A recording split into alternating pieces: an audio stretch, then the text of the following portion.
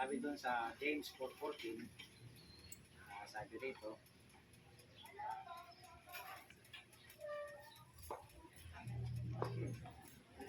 sa James 4:14, whereas you know not what shall be on tomorrow, or what is your life, it is given a report, appeared for a little time, and vanished away. Ang ibig sabihin nito, tayo isang singaw lamang, isang usok, parang usok ng sinayang, sayangan ng kanin. Ano pangalan mo? Yan o. Parang usok ng sinayang, alam mo yun, di ba? Yung usok na tapos lumilitaw, di ba? At panandalian ay nawawala, di ba? So, ganun tayo tulad ng salita ng Panginoon Diyos.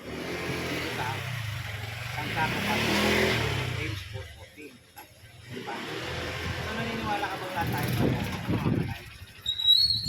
Opo, pero pag naman natin tayo kahit lang.